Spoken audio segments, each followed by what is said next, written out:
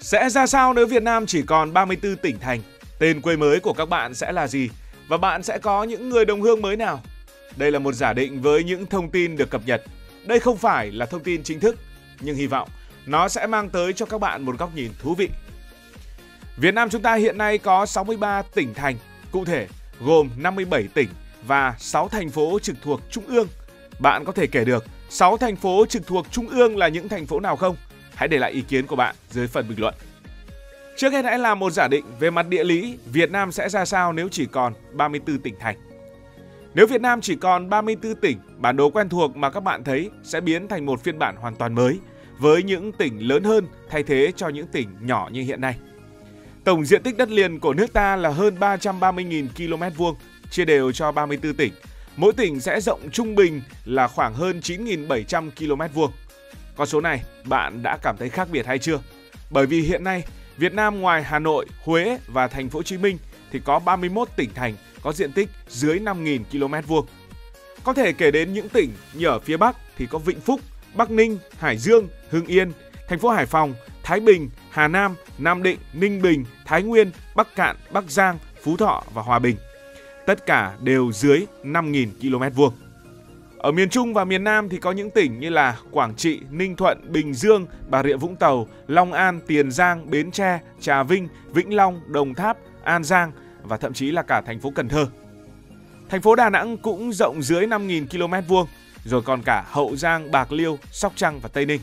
Không biết là mình có kể thiếu tỉnh hoặc là thành phố nào không? Đó là nếu xét về mặt diện tích là dưới 5.000 km², còn về mặt dân số, những tỉnh thành có dân số dưới 1 triệu người phải kể đến như là Bắc Cạn, dân số chỉ hơn 300.000 người, hay là Lai Châu chưa đầy nửa triệu người, Cao Bằng cũng chỉ hơn một nửa triệu người, Kon Tum trên nửa triệu người, Ninh Thuận gần 600.000 người, Điện Biên hơn 600.000 người, Quảng Trị 650.000 người, Đắk Nông 670.000 người, Lào Cai chưa đầy 800.000 người, hay Hậu Giang thì cũng chỉ hơn 700.000 người. Nói vậy để thấy rằng hiện nay ở Việt Nam có rất nhiều tỉnh nhỏ về mặt diện tích và nhỏ cả về mặt dân số. Vậy nếu sáp nhập thì sau khi sáp nhập, các tỉnh mới có thể sẽ rộng gấp đôi, thậm chí gấp 3 những tỉnh nhỏ ngày nay, tạo ra những vùng đất rộng lớn, trải dài qua nhiều kiểu địa hình, từ đồng bằng trù phú, đồi núi chập trùng cho đến bờ biển dài bất tận. Cái hay của những tỉnh sau sáp nhập là các tỉnh này sẽ ôm trọn nhiều kiểu địa hình trong cùng một vùng, tạo ra một sức mạnh tổng hợp mà không một tỉnh nhỏ nào sánh bằng. Ví dụ, một tỉnh mới ở đồng bằng sông Hồng sẽ có cả đô thị, sẽ có cả đồng lúa và sẽ có đủ cả khu công nghiệp. Hay một tỉnh mới ở khu vực miền núi phía Bắc sẽ có đủ núi cao, đủ thung lũng, có cả rừng sâu. Hoặc ở một tỉnh mới ở Trung Bộ sẽ có biển xanh, sẽ có rừng thẳm. Còn ở một tỉnh mới ở khu vực miền Nam sẽ có cả sông nước, sẽ có cả đảo ngọc. Đây là điều một số tỉnh hiện nay đang có, nhưng không phải tất cả các tỉnh đều có, đặc biệt là những tỉnh nhỏ. Các nguồn tài nguyên từ nông nghiệp, lâm nghiệp đến du lịch sẽ được khai thác liền mạch, không còn bị chia cắt bởi ranh giới tỉnh cũ. Những dòng sông lớn như là sông Hồng, sông Đà hay sông Cửu Long giờ có thể sẽ trở thành những dòng sông chung ở trong tỉnh, giúp vận chuyển thủy lợi và phát triển kinh tế dễ dàng hơn. Với diện tích rộng lớn, các tỉnh mới sẽ hùng vĩ, đa dạng, mở ra vô vàn cơ hội để đất nước được tỏa sáng. Vậy về mặt kinh tế và hành chính sẽ như thế nào? Nếu Việt Nam quyết định sáp nhập từ 63 tỉnh thành xuống chỉ còn 34 tỉnh thành, thì cả nền kinh tế và bộ máy quản lý sẽ như được bơm một luồng sinh khí mới, mạnh mẽ và đầy tiềm năng. Những tỉnh mới sau sáp nhập rộng lớn không chỉ làm bản đồ to hơn mà còn mở ra cánh cửa cho kinh tế bứt phá, đồng thời giúp chính phủ dọn dẹp bộ máy gọn gàng, tiết kiệm rất nhiều tiền để làm những việc lớn lao. Hãy thử tưởng tượng, một Việt Nam với những vùng kinh tế sôi động như những cỗ máy khổng lồ và một bộ máy hành chính nhẹ nhàng, hiệu quả sẽ ra sao? Đầu tiên là về mặt kinh tế. Khi chỉ còn 30 tỉnh, kinh tế Việt Nam sẽ có được sự tập trung nguồn lực. Hiện tại, GDP cả nước của năm 2024 ước đạt khoảng 470 tỷ đô la Mỹ, chia đều cho 63 tỉnh như hiện nay là hơn 7,5 tỷ đô la Mỹ mỗi tỉnh. Giờ đây, với 34 tỉnh, mỗi tỉnh trung bình đóng góp khoảng 13,8 tỷ đô la Mỹ, gần gấp đôi, biến từng tỉnh thành một gã khổng lồ kinh tế thực thụ. Những tỉnh nhỏ lẻ ngày nào, ví dụ Hà Giang, GDP chỉ khoảng 0,7 tỷ đô hay Điện Biên 0,9 tỷ đô, vốn eo uột và khó mời gọi đầu tư, giờ sẽ lột xác. Với quy mô này, các tỉnh sau sáp nhập sẽ dễ dàng xây dựng những dự án lớn mà trước đây phải chia nhỏ. Cái hay nhất là ngân sách phát triển không còn bị chia 5 xẻ 7. Hiện tại chính phủ rót hàng trăm nghìn tỷ đồng mỗi năm cho 63 tỉnh. Và với 34 tỉnh, tổng ngân sách thì vẫn thế, nhưng mỗi tỉnh sẽ nhận được số tiền gần gấp đôi, tức là một khoản tiền đủ lớn để có thể xây cao tốc, xây cảng biển hay sân bay nhỏ trong chính tỉnh đó, rồi là những dự án lớn trong chính tỉnh đó mà không phải chia với một tỉnh nào khác nữa. Những tỉnh mới sau sáp nhập này sẽ như những cỗ máy kinh tế mạnh mẽ, kéo GDP cả nước vượt lên, đưa Việt Nam lên bản đồ thế giới với tư cách một nền kinh tế đầy sức sống. Quan trọng hơn nữa, về mặt bộ máy hành chính, sáp nhập xuống 34 tỉnh là một nước đi rất thông minh, giúp chính phủ cắt gọt bộ máy cồng kềnh thành một cỗ xe tinh gọn. Hiện tại, 63 tỉnh đồng nghĩa với 63 bộ máy riêng biệt. Mỗi tỉnh sẽ có một chủ tịch, các phó chủ tịch, các sở ban ngành như là Sở Kế hoạch, Sở Y tế, Sở Giáo dục và rất nhiều sở khác. Tổng cộng hơn 1.000 sở trên khắp cả nước. Khi giảm xuống còn 34 tỉnh chẳng hạn, số sở giảm chỉ còn một nửa. Số lãnh đạo cấp tỉnh hiện nay cũng giảm theo. Cả nước sẽ tiết kiệm hàng trăm tỷ đồng mỗi năm. Chỗ tiền này đủ để xây điện đường trường trạm. Đó mới chỉ là tính riêng về tiền lương mà thôi. Chưa hết, chi phí trụ sở cũng giảm đáng kể. Hiện tại mỗi tỉnh phải tốn hàng chục tỷ đồng mỗi năm để xây dựng bảo trì trụ sở. Và nếu như chỉ còn 34 tỉnh, con số này cũng sẽ được tiết kiệm rất nhiều. Với hàng nghìn tỷ đồng tiết kiệm mỗi năm, thay vì chi cho lương bổng hay sửa chữa trụ sở, các tỉnh có thể đổ tiền vào những việc thiết thực như là xây thêm bệnh viện, mở rộng trường học hay kéo điện về những bản làng xa xôi. Quản lý cũng nhẹ nhàng hơn, như bớt được một đống giấy tờ loằng ngoằng ở trên bàn. Thay vì phải đọc 63 báo cáo từ 63 tỉnh, Trung ương giờ chỉ cần xem 34 báo cáo. Cũng về mặt quản lý, các tỉnh mới sau sáp nhập với dân số trung bình khoảng gần 3 triệu người sẽ do những lãnh đạo giỏi nhất điều hành, tập trung nguồn lực thay vì phân tán như trước.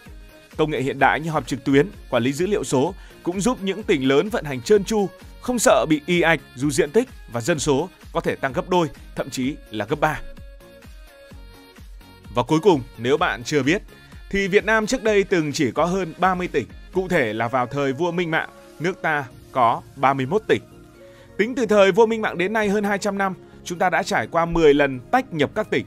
Như vậy cứ trung bình khoảng 20 năm lại tách nhập các tỉnh một lần. Thời vua Minh Mạng, từ cuối năm 1831, ông đã cho bỏ các dinh, trấn và lập các tỉnh.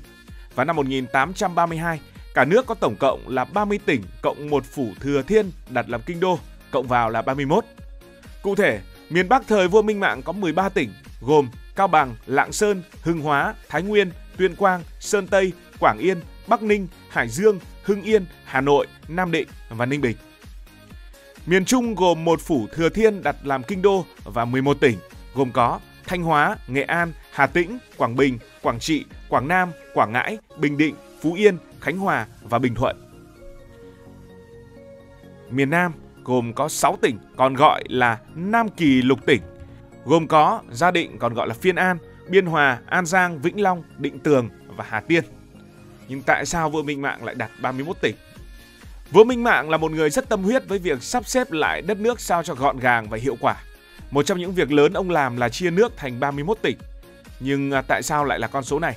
Thì câu chuyện bắt đầu từ mong muốn của ông, đó là kiểm soát đất nước chặt chẽ hơn. Trước đó, thời vua Gia Long, nước ta dùng các trấn và doanh, tức là các vùng lớn do những ông quan to cai quản mà họ lại có quyền tự quyết rất cao. Vua Minh Mạng thấy vậy không ổn, ông muốn mọi thứ phải tập trung về triều đình, nên mới nghĩ chia thành các đơn vị cấp tỉnh, đặt quan trực tiếp báo cáo lên trung ương. Rồi còn cả chuyện thống nhất.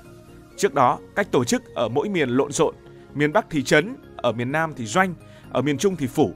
Vua Minh Mạng cho rằng cần phải làm đồng bộ, cả nước gọi là tỉnh cho dễ dàng. Mỗi tỉnh có quan tổng đốc hoặc tuần phủ đứng đầu, nghe lệnh thẳng từ Huế. Ý tưởng này không chỉ giúp triều đình dễ theo dõi mà còn làm cho hệ thống hành chính chuyên nghiệp hơn. Một lý do khác là dân số nước ta thời kỳ đó ước tính chỉ khoảng 8 triệu người, tức là ít hơn bây giờ rất nhiều. Bây giờ dân số đã hơn 100 triệu người rồi. Với số dân và diện tích lúc ấy, từ miền Bắc xuống miền Nam mới khai phá thì 31 tỉnh là vừa đủ. Không quá nhiều để triều đình quản lý không xuể, mà cũng không quá ít để bỏ sót vùng nào. Cách chia này giúp triều đình dễ dàng gom thuế, khai thác tài nguyên và gọi lính khi cần.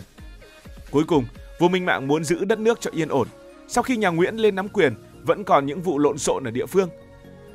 Đó là những thế lực cũ nổi dậy hay những vùng biên giới bất ổn. Vua Minh Mạng chia 31 tỉnh là cách để ông đặt người của mình xuống quản lý từng nơi, giám sát kỹ càng, dập tắt ngay những mầm mống gây rối. Cảm ơn vì đã quan tâm theo dõi câu chuyện này. Nếu cảm thấy thú vị, bạn có thể nhấn nút đăng ký kênh, bật chuông thông báo và chia sẻ. Còn bạn đang là người của tỉnh nào? Cảm ơn các bạn đã dành sự đồng hành cùng Hải Thanh Story đi qua những vùng đất, khám phá những điều mới.